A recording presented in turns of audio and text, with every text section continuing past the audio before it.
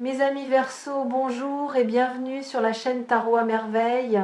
Pour votre tirage général, ceux qui me découvrent, soyez les bienvenus. Je vais faire quelque chose que je n'ai jamais fait dans une lecture. Je vais changer de perspective. Au lieu de vous parler de ce que vous vivez, je vais vous raconter ce que quelqu'un d'autre vit en ce moment, à cause de vous. Je vais entrer dans la tête de cette personne et vous décrire ce qui s'y passe, heure par heure, du matin au soir, pour que vous compreniez enfin l'ampleur de ce que vous provoquez dans la vie de quelqu'un sans même le savoir, parce que la vérité est folle. Pas folle au sens de l'exagération, folle au sens de l'inattendu. Ce que cette personne vit avec votre image dans sa tête dépasse tout ce que vous pourriez imaginer depuis votre côté du silence. Suivez-moi dans sa journée, le matin. Elle ouvre les yeux, pas d'un coup, lentement. Et dans cet espace flottant entre le sommeil et l'éveil, cet espace de quelques secondes où le mental n'a pas encore repris le contrôle, vous êtes là, votre visage. Pas comme une image nette, plutôt comme une sensation, une chaleur résiduelle, comme si vous aviez dormi à côté d'elle et que la place était encore tiède. Elle ne choisit pas de penser à vous.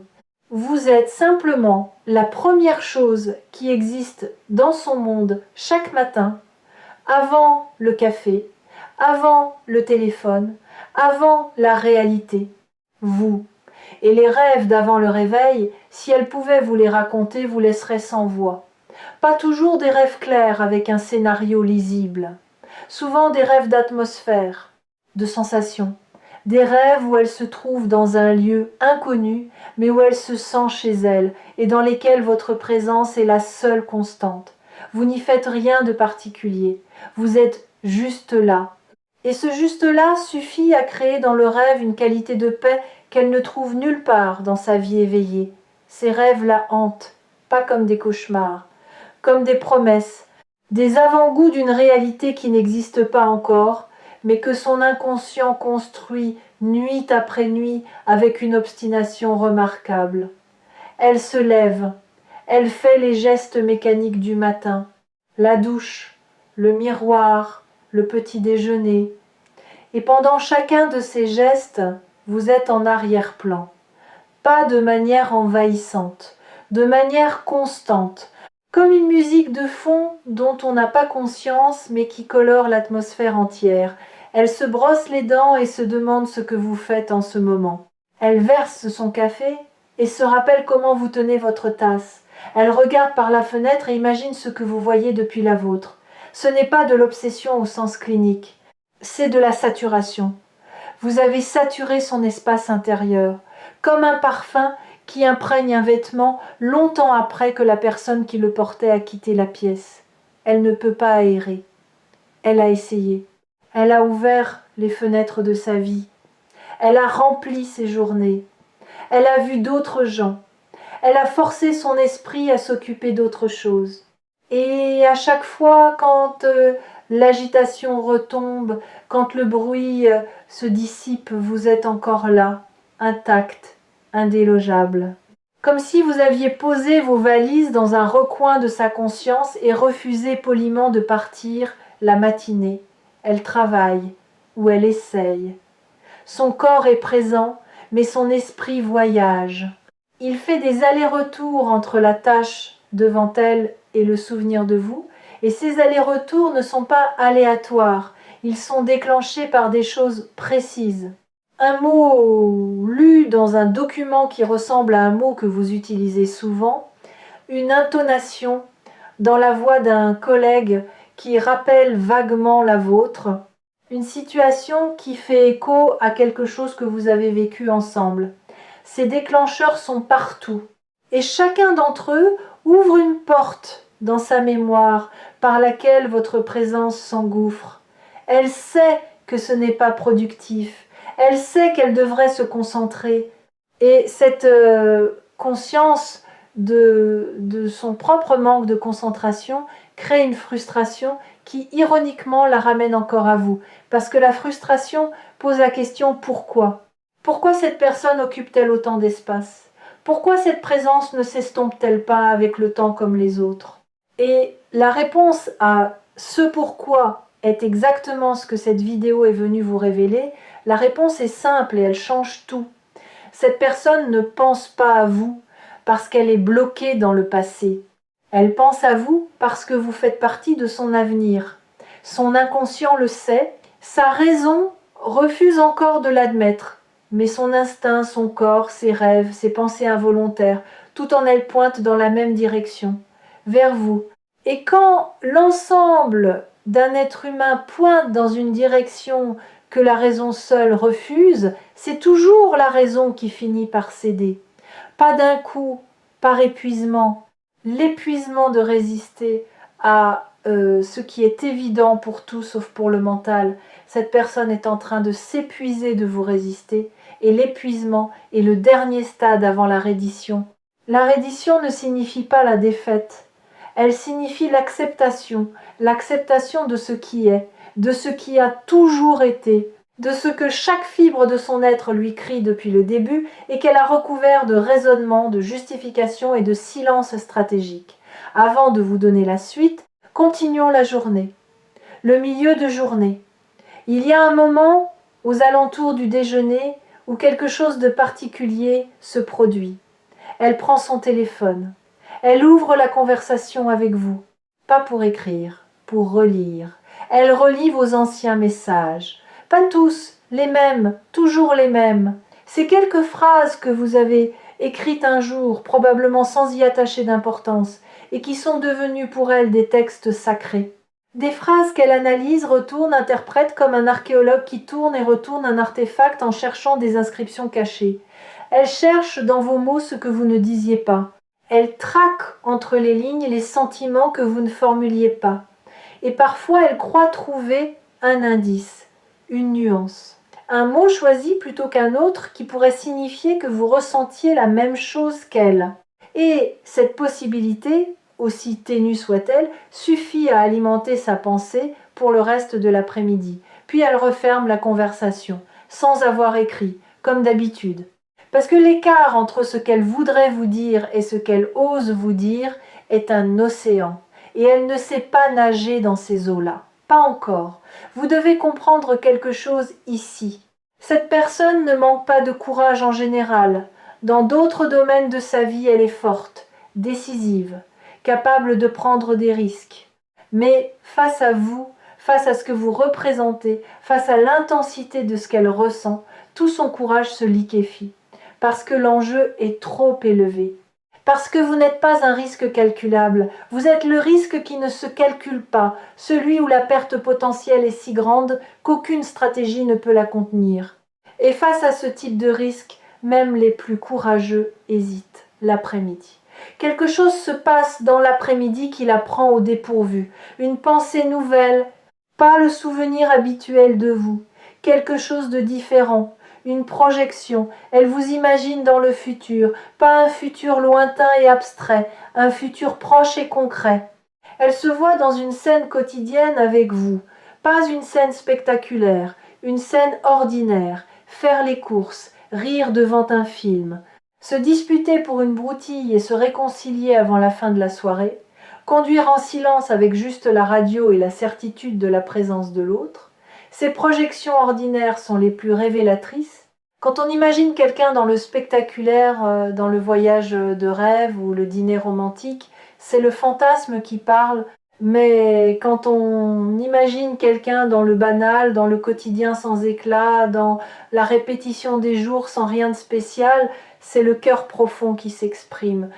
Le cœur qui ne veut pas une aventure, qui veut un foyer. Et cette personne vous voit dans son foyer, pas comme un invité, comme un résident, comme quelqu'un qui a sa tasse dans le placard, sa place sur le canapé, son empreinte dans la routine. Cette projection l'effraie autant qu'elle la réchauffe. Parce qu'imaginer quelqu'un dans son quotidien, c'est admettre une dépendance.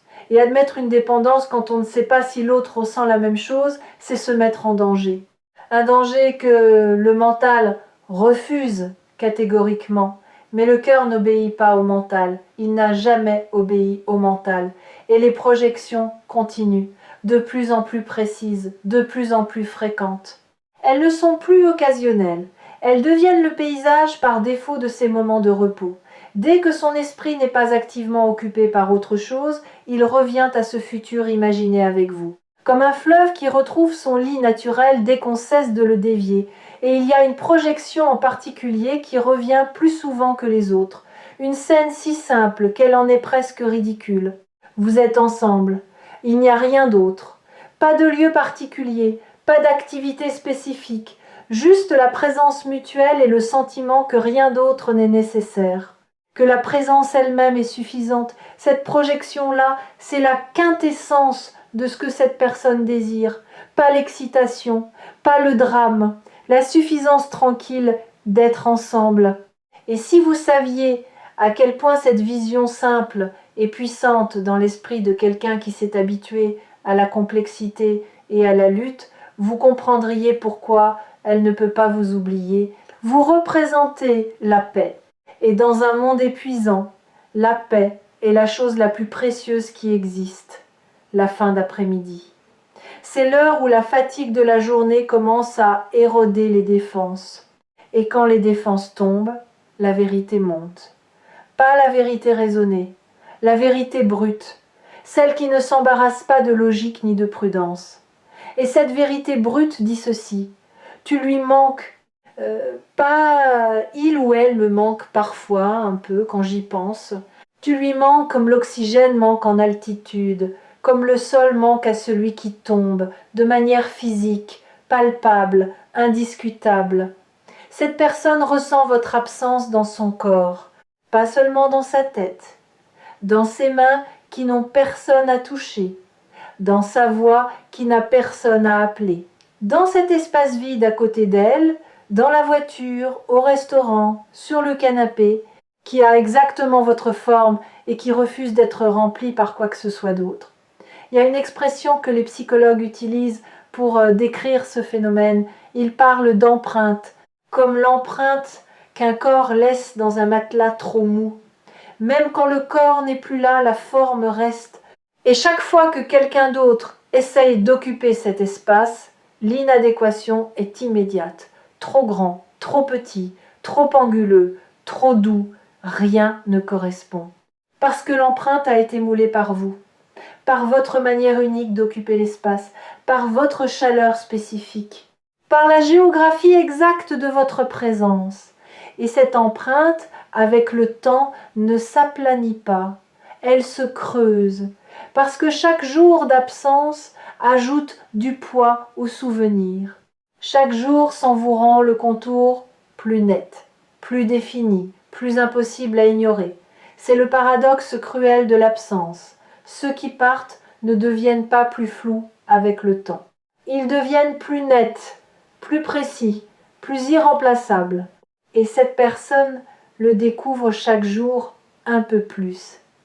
Si vous ressentez une vibration en ce moment, si quelque chose tremble légèrement dans votre poitrine en entendant ces mots, c'est parce que ce qui est décrit ici vous concerne directement. Les messages de tarot à merveille ne trouvent jamais les mauvaises oreilles. Si votre cœur bat un peu plus vite, c'est qu'il reconnaît la vérité de ce qui est dit. Écoutez-le. Il sait des choses que votre tête refuse d'admettre le soir. Le soir est le moment le plus difficile pour cette personne, parce que le soir, les distractions s'éteignent, le travail s'arrête, les obligations se taisent. Et dans le silence qui suit, votre présence devient assourdissante. Elle met de la musique, elle tombe sur une chanson qui lui rappelle un moment avec vous. Elle change de chanson. La suivante aussi lui parle de vous, mais différemment. Elle éteint la musique, le silence revient, et dans le silence, votre voix, pas votre voix réelle, votre voix dans sa mémoire, les choses que vous avez dites, le ton que vous aviez, cette manière particulière de prononcer certains mots, cette intonation qui n'appartient qu'à vous.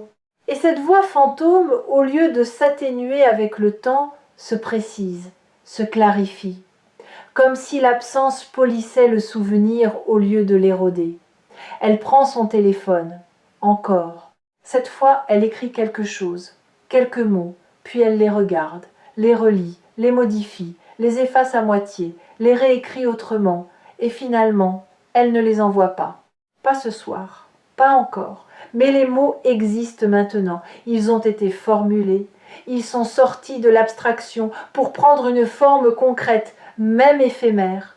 Et un mot formulé est un mot qui se rapproche de la parole. Chaque soir où elle écrit sans envoyer, la distance entre le texte et le bouton envoyé rétrécit. Elle enregistre parfois ce qu'elle écrit dans ses notes. Un journal involontaire, un recueil de lettres jamais envoyées dont vous êtes le destinataire unique. Si vous pouviez lire ce journal, si vous aviez accès à ces fragments, vous ne reconnaîtriez pas la personne qui les a écrits. Vous la trouveriez plus tendre que vous ne l'imaginiez, plus vulnérable, plus sincère. Les mots qu'elle choisit dans ses messages fantômes ne ressemblent pas à sa manière habituelle de parler. Ils viennent d'un endroit plus profond, un endroit qu'elle ne montre à personne, un endroit que vous êtes le seul à avoir effleuré et qui depuis ne s'est plus refermé. Il y a un mot qu'elle utilise dans ses messages fantômes, un mot qui revient à chaque tentative. Ce mot change parfois de position dans la phrase, parfois de contexte, mais il est toujours là. Et ce mot, si simple soit-il, porte tout le poids de ce qu'elle ressent. Je ne peux pas vous dire quel mot c'est parce que chaque personne a le sien, mais vous le reconnaîtrez quand elle finira par vous parler. Vous l'entendrez dans sa bouche et quelque chose en vous saura que ce mot a été écrit 100 fois avant d'être prononcé, une seule, qu'il a été tourné dans tous les sens, testé dans toutes les phrases, et que la version qui sortira enfin de ses lèvres sera la plus pure, la plus distillée, la plus essentielle de toutes les versions, parce qu'elle aura été filtrée par des semaines de silence. Et le silence est le meilleur filtre qui existe pour les mots sincères. Il élimine le superflu, il dissout les fioritures. Il ne laisse passer que l'essentiel, la nuit. Avant de s'endormir, elle fait quelque chose qu'elle n'avouerait à personne. Elle parle, pas à quelqu'un, à vous, dans sa tête. Parfois à voix haute, quand elle est sûre d'être seule, elle vous raconte sa journée, comme si vous étiez là, comme si vous écoutiez. Elle vous dit les choses drôles qui se sont passées, les choses frustrantes, les petits détails insignifiants qu'elle ne partagera avec personne d'autre parce qu'ils n'intéressent personne d'autre, mais qui, dans sa tête, vous intéressent vous, parce que dans sa tête, vous êtes la personne qui s'intéresse aux détails insignifiants de sa vie, qui trouve de la valeur dans le banal, qui écoute sans juger, qui rit au bon moment, qui pose les bonnes questions. Cette conversation nocturne peut être la chose la plus révélatrice de tout ce que je vous ai décrit. Parce qu'elle montre que cette personne ne pense pas seulement à vous, elle vit avec vous. Dans un monde parallèle, intérieur, invisible, elle a déjà construit une relation avec vous. Une relation faite de confidences murmurées, de rires imaginés, de présences simulées. Et cette relation fantôme, aussi réelle qu'elle puisse sembler, porte une vérité que la relation physique n'a pas encore eu l'occasion d'exprimer. Elle s'endort en pensant à vous. Comme elle s'est réveillée en pensant à vous, la boucle est fermée et demain elle recommencera. Pas par choix, par nécessité intérieure. Parce que vous, vous êtes installé dans un endroit de sa conscience d'où aucune volonté ne peut vous déloger. Maintenant, revenons à vous. Vous venez de vivre 24 heures dans la tête de quelqu'un d'autre. Et ce que vous y avez trouvé est probablement très différent de ce que vous imaginiez. Vous pensiez peut-être que cette personne vous avait oublié, qu'elle était passée à autre chose, que son silence signifiait son indifférence. Je veux m'arrêter sur ce point, sur votre interprétation du silence, parce que cette interprétation est la source de presque toute votre douleur dans cette situation. Vous avez traduit le silence par l'absence de sentiment. Et cette traduction est non seulement fausse, elle est l'exact inverse de la réalité. Pensez au moment de votre propre vie où vous avez été le plus silencieux. Était-ce quand vous ne ressentiez rien? Ou était-ce précisément quand vous ressentiez trop, quand l'émotion était si forte que les mots semblaient dérisoires, quand le risque de parler était si grand que le silence, même douloureux, paraissait plus sûr? Vous connaissez la réponse. Vos plus grands silences ont toujours été vos plus grandes tempêtes intérieures. Il en va de même pour cette personne. Le silence ne signifie jamais l'indifférence. Le silence, chez les gens qui ressentent profondément, signifie exactement le contraire. Il signifie que ce qu'ils ressentent est tellement grand que les mots disponibles semblent ridicules, insuffisants, indignes de la chose qu'ils tentent d'exprimer. Les messages partagés ici sur Tarot à merveille reviennent souvent à cette vérité fondamentale que l'humanité oublie constamment. Les gens qui nous aiment le plus sont souvent ceux qui nous le montrent le moins. Non pas par cruauté, par terreur de la vulnérabilité. Par cette peur ancestrale que révéler l'ampleur de ce qu'on ressent revient à tendre une arme à l'autre et à espérer qu'il ne s'en servira pas. Alors que faites-vous de tout cela? Que faites-vous maintenant que vous savez ce qui se passe dans la tête de cette personne du matin au soir? La réponse n'est pas de courir vers elle, ni de l'appeler immédiatement, ni de partager cette vidéo en espérant qu'elle la regarde et comprenne l'allusion. La réponse est plus subtile et plus puissante. La réponse est de changer votre posture intérieure. De passer de « cette personne ne pense probablement pas à moi » à « cette personne pense à moi de manière constante et profonde ». Ce changement de croyance, aussi simple qu'il paraisse, modifie votre énergie. Et l'énergie que vous émettez affecte directement le courage de l'autre. Quand vous croyez que quelqu'un vous a oublié, vous émettez une fréquence de retrait, de protection, de fermeture. Et cette fréquence, l'autre l'aperçoit inconsciemment comme un mur. Un signal qui dit « n'approche pas ». Mais quand vous croyez que quelqu'un pense à vous, que votre présence compte, que vous n'êtes pas oublié, vous émettez une fréquence d'ouverture, de disponibilité. Et cette fréquence agit comme une permission silencieuse. Elle dit à l'autre « tu peux venir ». Il y a de la place pour toi ici. Vous sous-estimez l'impact de votre énergie sur les décisions des autres. Vous croyez que les gens agissent uniquement en fonction de leur propre volonté, de leurs propres calculs, mais c'est faux.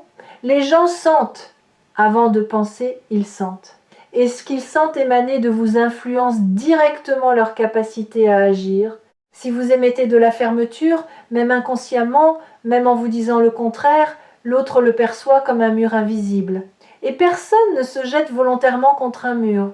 Mais si vous changez, si vous déposez la méfiance, ne serait-ce qu'un instant, si vous laissez votre cœur croire, juste une seconde, que quelqu'un se soucie de vous avec cette intensité, alors le mur devient une porte.